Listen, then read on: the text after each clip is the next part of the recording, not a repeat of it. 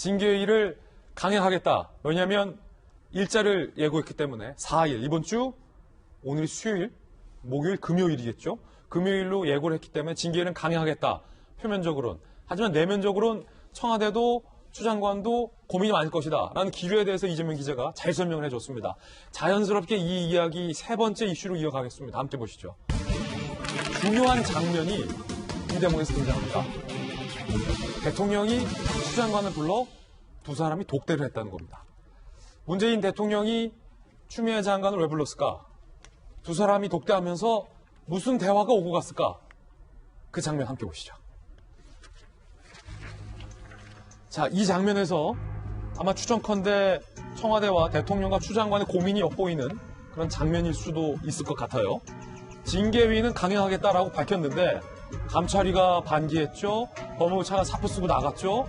법원이 추 장관 그러면 안 된다라고 윤 총장 손을 들었죠. 윤 총장은 밀려둔 일 하겠다라며 당당히 업무에 복귀했죠. 그렇다면 총장을 해임해야 하냐 마냐에 대한 고민을 청와대와 장관은 할 수밖에 없는 상황이에요. 독대한 장면 함께 보시죠. 어제 추 법무부 장관 예정이 없던 청와대 방문 10여 분간 독대. 고기영 법무부 차관 후속 인사를 보고한 건 아니라는 관측도 나오고 있었고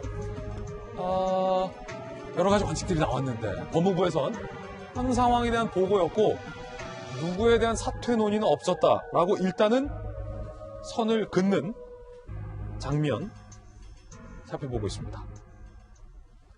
김영주 의원님. 네.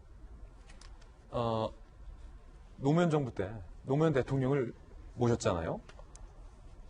자, 대통령이 지금 우리가 국민들과 함께 살펴본 이 장면들을 대통령도 함께 살펴봤다는 거예요. 자, 대통령은 어떤 뜻을 갖고 있을까요? 총장을 징계위가 해임 결정에 올라오면 해임하겠다라는 뜻을 갖고 있을까요? 왜냐하면 대통령이 지금까지 법무부 장관이 총장의 직무 배제하겠다라는 것을 승인했다, 묵인했다, 적극적으로 동조했다라는 야당의 비판에 대해서 비판을 받고 있었는데 법원의 이 같은 판단에 나온 이후 대통령과 청와대 입장이 지금 나오지 않고 있기 때문이거든요.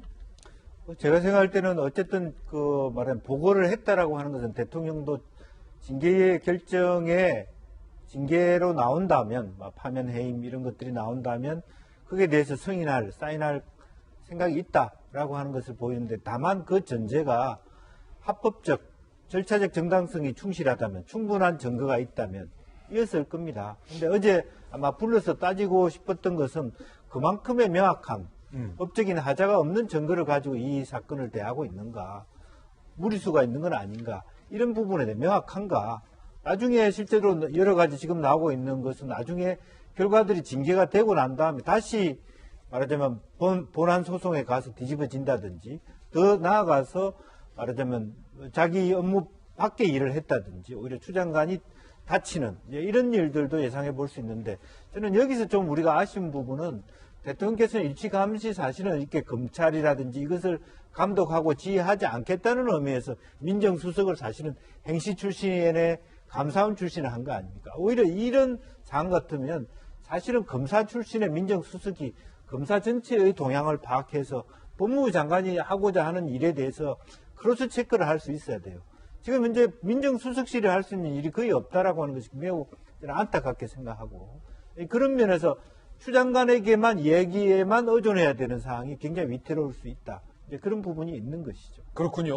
자, 궁금한 건 이제 야당의 입장이 좀 궁금한데 김연아 의원님, 앞서 여러분께서 말씀 주셨듯이 문재인 대통령의 사실상 승인에 의해서 이뤄진 추미애 법무부 장관의 윤석열 검찰총장을 향한 직무 배제가 법원에서 그건 부당하다라는 판단이 나왔기 때문에 자, 당연히 야당에서는 대통령 안에서 왜 추미애 장관의 그 같은 부당한 조치를 승인했느냐라고 물을 수밖에 없을 것 같거든요. 청와대에서는 아직 입장이 안 나왔는데 자, 이에 대한 야당의 의견은 무엇입니까? 청와대가 계속 침묵하고 있죠. 그래서 대통령은 어디 계시냐고 야당은 계속 묻고 있습니다. 근데 상황이 이렇게 되다 보니까 저는 청와대는 더욱더 침묵할 수밖에 없다고 생각이 됩니다. 결국 최악의 상황에 저는 이르면 추미애 장관 핑계를 대통령이 대시지 않을까, 다 보고받지 못했다, 이런 얘기를 하시지 않을까라고 조심스럽게 좀 예측을 해보고요.